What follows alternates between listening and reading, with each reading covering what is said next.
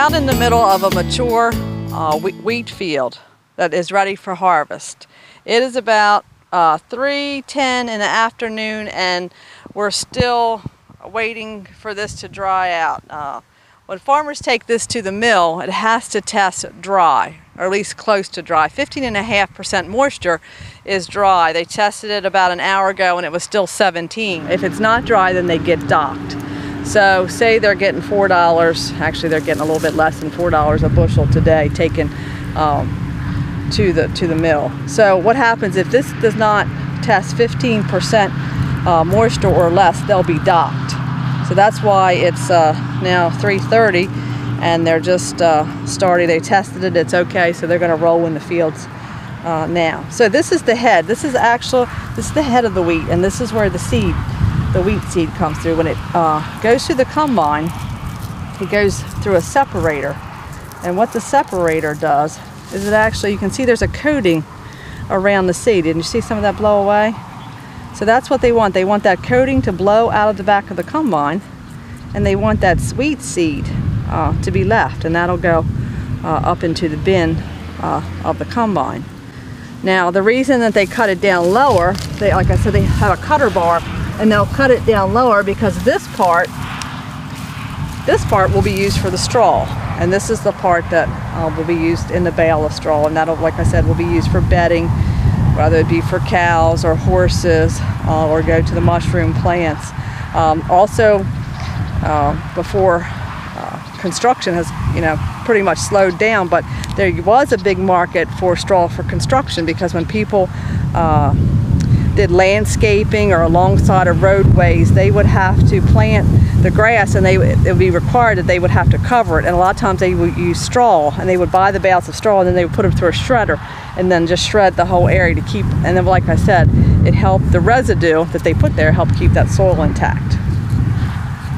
This is a female operator of the combine. We have several women in the county that drive the combines in the farm operation. This is a family operation. This is Betsy Ligger driving the combine. Her husband is in a truck, and you see her son Mitchell that just jumped out there, and what they're going to do now is they're going to hook the head to the combine.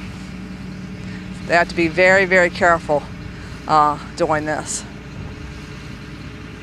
So from this crop, they'll be getting the wheat seed that they will sell at the mill, and like I said, that goes to the mills in the north, and they'll be making cookies and pastries and cake flour out of this wheat, and then they'll take the straw that we see them baling, and that'll be sold to the mushroom industry or to the horse industry for bedding.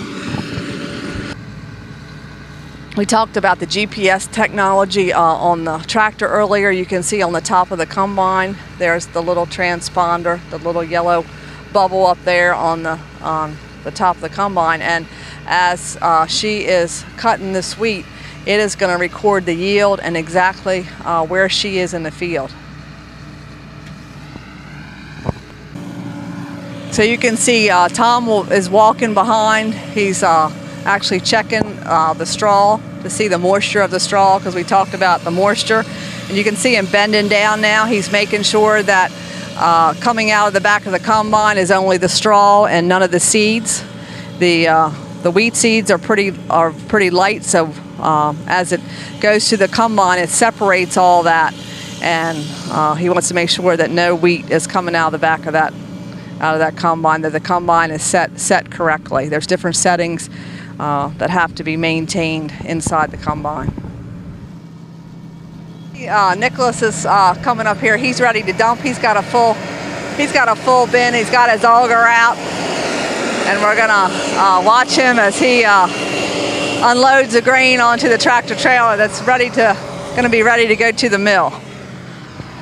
Wonderful feeling for a farmer to see his crop being harvested. This wheat was planted last fall, and now it's July the 2nd and being harvested. It's been a pretty tough year for farmers. We've had a lot of moisture this spring.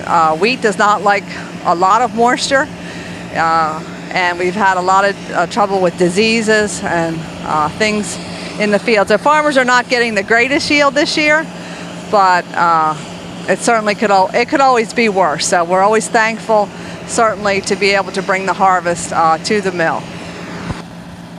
This is one of the challenges that farmers face. This is Italian ryegrass. This is not what this farmer wants to be in this field. What has happened, we've seen a pretty big pressure of Italian ryegrasses in a lot of the fields. A lot of it comes from the roadways.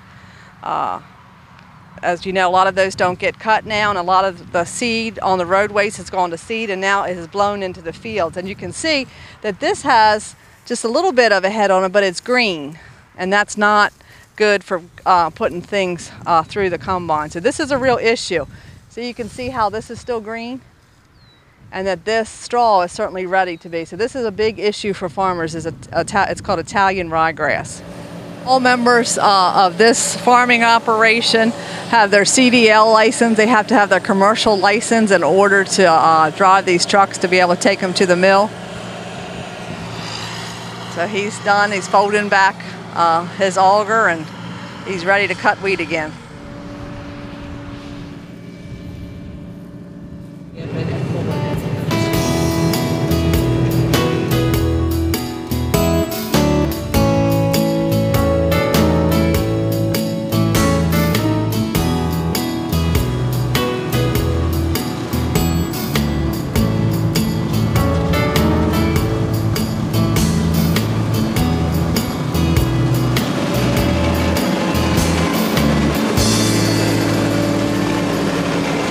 A lot of you hear in the news, they talk about dust. Dust is a big issue right now. And I've had people call my office and say, well, why can't you just cut wheat early in the morning? Well, as you heard me talk in this whole segment, the wheat has to be dry. The farmer has to wait until the moisture has left the field and everything has dried off. So we do as much as we can to control dust, but there's just some things that is beyond our control. You see that dust down the road, just think about those cookies that you like to eat, or that cake that you like to eat, or those pastries that you like to eat, because that's where this wheat that's being harvested here is going to end up. It's going to be certainly a wonderful food. Farmers enjoy feeding America with safe food.